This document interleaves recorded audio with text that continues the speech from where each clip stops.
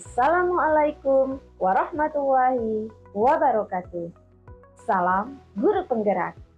Halo semuanya, jumpa lagi dengan saya Desi Aridesi, calon guru penggerak angkatan 9 dari Kabupaten Bangka Selatan. Asal sekolah SMA Muhammadiyah Toboli. Pada kesempatan kali ini, saya akan membahas tentang koneksi antar materi mengenai kesimpulan dan refleksi pemikiran Ki Hajar Dewantara. Selamat menyaksikan. Pada video kali ini, saya akan menjawab pertanyaan pemantik. Yang pertama, apa yang Anda percaya tentang murid dan pembelajaran di kelas sebelum Anda mempelajari modul 1.1? Yang kedua, apa yang berubah dari pemikiran atau perilaku Anda setelah mempelajari modul ini? Yang ketiga, apa yang dapat segera Anda terapkan lebih baik agar kelas Anda mencerminkan pemikiran Ki Hajar Dewantara? Sebelum mempelajari modul 1.1, pandangan saya tentang murid dan pembelajaran cenderung lebih tradisional dan berpusat pada guru. Beberapa keyakinan umum yang ada di benak saya sebelum mempelajari modul 1.1. Yang pertama, guru sebagai sumber pengetahuan utama. Para guru mungkin memandang diri mereka sebagai satu-satunya sumber pengetahuan di kelas, dan pembelajaran cenderung bersifat satu arah, yaitu dari guru kepada murid. Yang kedua, murid sebagai penerima pasif. Pandangan ini mungkin menyebabkan persepsi bahwa murid lebih banyak berperan sebagai penerima pasif informasi yang disampaikan oleh guru. Yang ketiga, pendidikan berpusat pada materi. Fokus utama pembelajaran mungkin berada pada penyampaian materi pembelajaran, di mana tujuan utamanya adalah agar murid menguasai informasi tertentu. Yang keempat, evaluasi dan penilaian tradisional. Evaluasi kemajuan murid cenderung berpusat pada tes dan ujian, dengan penekanan pada pengukuran hafalan dan penguasaan fakta. Yang kelima, ketidakpedulian pada perkembangan holistik murid. Mungkin kurangnya perhatian pada perkembangan holistik seperti perkembangan sosial, emosional, dan kreativitas dari murid di luar aspek akademis. Yang keenam, kurangnya penekanan pada pembelajaran kontekstual. Pembelajaran mungkin kurang mempertimbangkan konteks, belakang, dan kepentingan pribadi murid. Dan yang terakhir, kurangnya pelibatan murid dalam menentukan keputusan. Murid mungkin tidak terlibat dalam pengambilan keputusan terkait pembelajaran, seperti pemilihan metode pembelajaran atau gaya belajar yang diminati.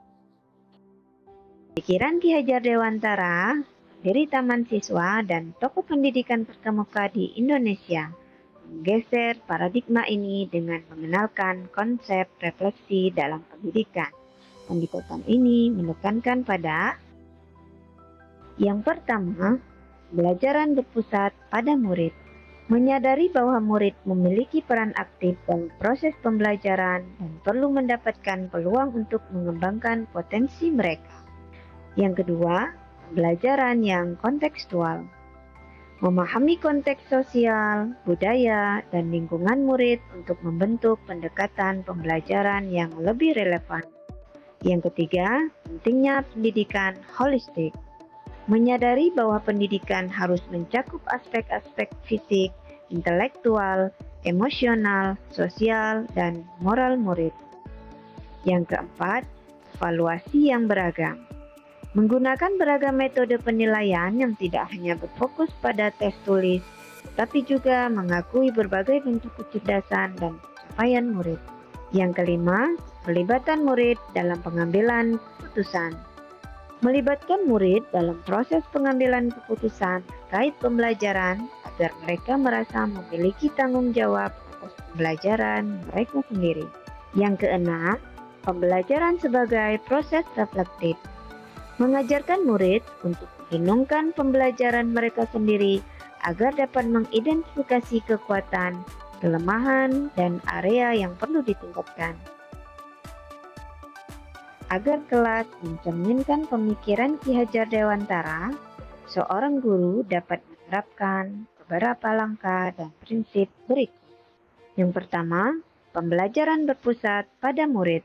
Fokuskan perhatian pada kebutuhan, minat, dan potensi setiap murid. Yang kedua, interaksi dan kolaborasi. Galakkan interaksi dan kerjasama di antara murid. Buatlah lingkungan yang mendukung diskusi, tukaran gagasan, dan kolaborasi dalam memecahkan masalah. Yang ketiga, pendidikan holistik. Jangan hanya berfokus pada aspek akademis, tapi juga perhatikan perkembangan emosional, sosial, dan karakter murid.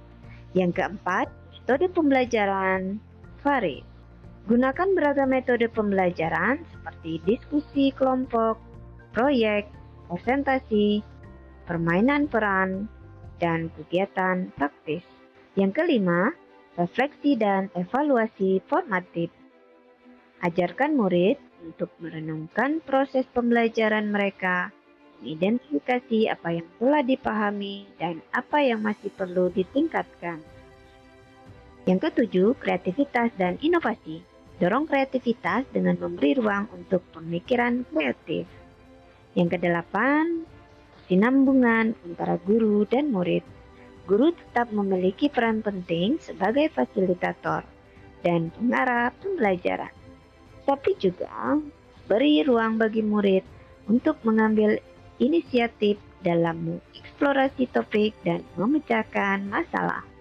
Yang kesembilan, koneksi dengan dunia nyata.